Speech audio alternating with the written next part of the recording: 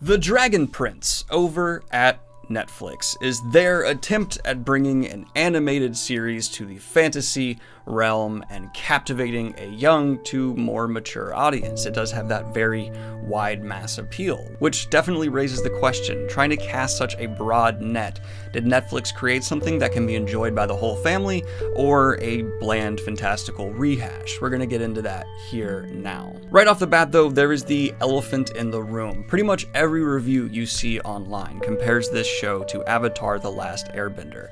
I am going to refrain from doing that except for one key comparison now, and that is that Avatar's animation is leagues above the Dragon Prince.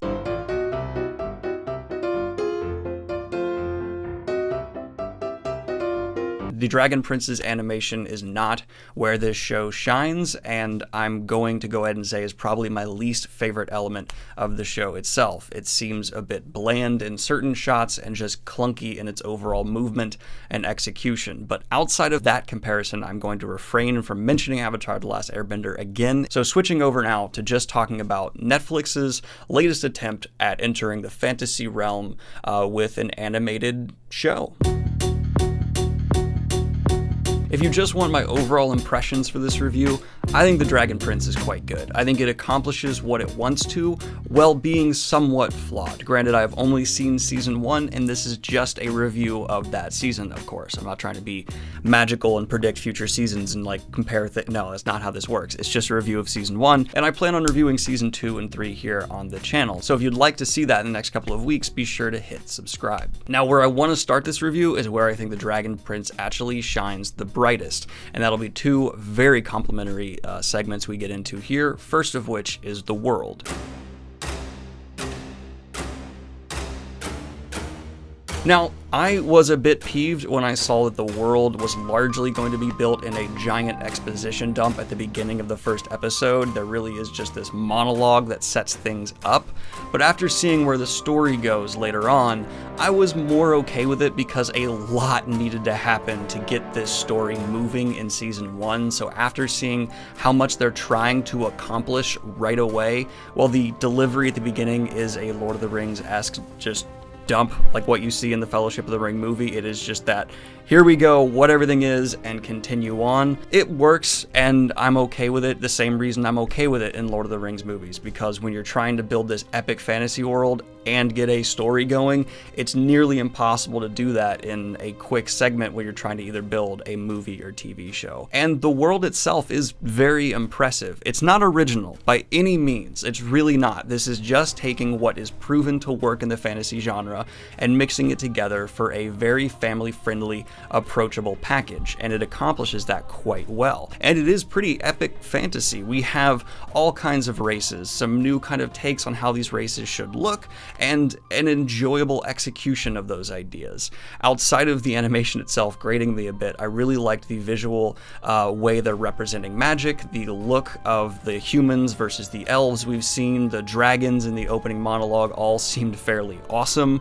They definitely have a vision for this world and are putting quite a bit of effort into bringing it to life through the lore, through the way the characters are living in this world, and small details you see consistently throughout the show as well. I liked all of that quite a bit. And the next big complimentary point is the story itself, kind of blended in with the characters, because those are really tied in close.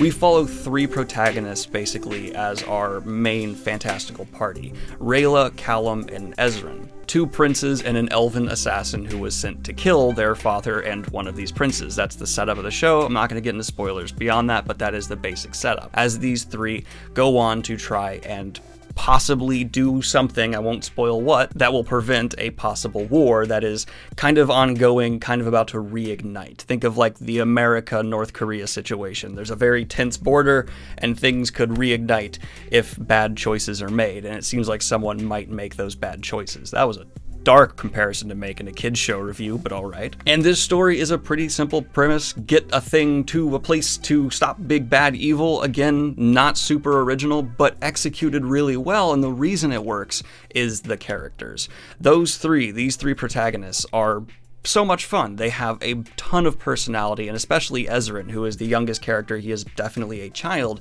has enough agency and brains to him. The show doesn't treat him like he's stupid just because he's a kid. He's actually a smart, capable character. He becomes very enjoyable to follow, and there's a lot of nuggets to his character hinted at in this first season, which will definitely be explored later on, that really intrigue me to see where the show is going. Rayla, though, for me is the most interesting character in terms of who she is as a person. I really like this conflicted assassin who doesn't want to kill but has this need to try and prove herself. She's very convincing, and I think in terms of character growth and curiosity to see where they're going to take this person, she's the one leading the show for me personally. Callum I still like. I have probably the least amount of love for him, though, because he's often a source of this humor that consistently grates with me. If you hated the humor from a lot of kind of animated shows in a similar vein to this, you'll probably hate the humor in this one as well. I don't like it, but it by no means destroys the show. It's just notable and not the best. But he's fine. I'm curious to see how he'll grow, but I'm just kind of the least excited to see how he grows, if that makes sense. Whereas Rayla has such interesting dynamics to the world around her, the loyalty to her own people versus these new friends, that I'm just pumped to see how she grows as this show moves into its second and third season. And that's, again, another point for the story I want to heap praise onto. The story itself is very clearly paced out.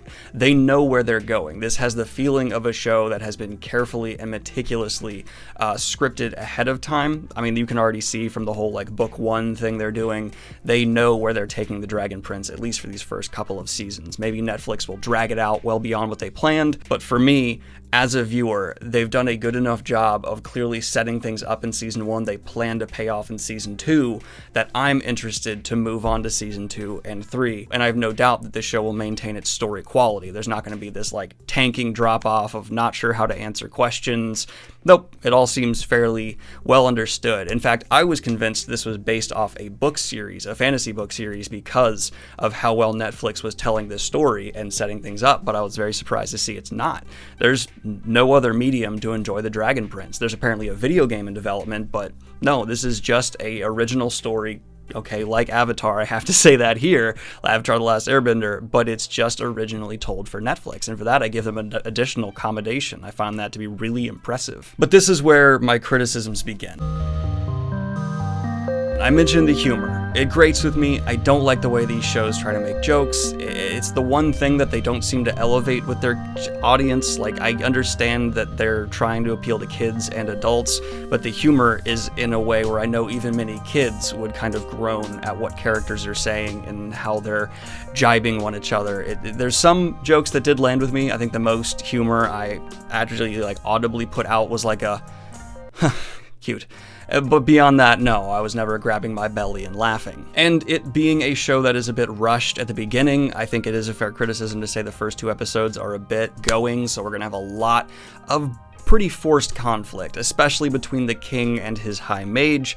I won't get into spoilers again, but there is a very much so just like light flick switch moment with this mage character where it just seems like, oh, he's a completely different character now, and that was rather unfortunate, though I have a suspicion that actually may be explained later on, and if that's the case, I'll be more forgiving of this criticism, but it did seem very like, we need conflict, so these 2 people are going to fight over this small miscommunication right now. And of course, as with many of these shows, there is logical inconsistencies or things where if you ask why or this should have this consequence, you're going to start having more and more issues with it. It's kind of unavoidable with shows like this. There was one really glaring instance early on where this assassin character is chasing one of the princes through a castle where they know assassins are coming. They're aware there are dangerous people in the area. Guards see the assassin, and yet no real alarm is raised. And it was shown like hours later. The king has not been made aware of this situation. No one's mentioned the fact they saw this assassin chasing a prince. Why? But that was kind of a moment where I'd be like, all right, I'm being an ass. This is something that, just get over it. It's a small thing. So if those things bug you, there's going to be quite a few instances of you being bugged in season 1 by these type of, really? But hey, that's okay. And it's one of the just kind of side effects of being in a show like this. It's understandable, to say the least. But outside of those minor to kind of big criticisms, I think this is a really solid show. I hope the animation improves in season 2 and 3.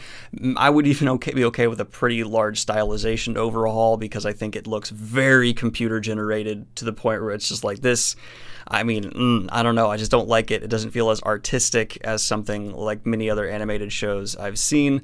But by the end of the first season, it wasn't bugging me as much. I just believe the characters presented here, their relationships, and some of the real conflicts set up that weren't more rushed at the beginning but have been given time to build throughout the first season, definitely carry the intrigue for this show, definitely make it so I'm gonna watch season 2 and enjoy it, and definitely believe it could keep to par with season 1. I really believe this is a solid choice. Now, I do have a question for you all, though. So I avoided comparing it to Avatar: The Last Airbender this whole review the best I could, but I ask you to do so because a lot of my audience is my age, actually in that 20, like I'm 25, you guys seem to hover around like 23 to 27 for the bulk of my audience.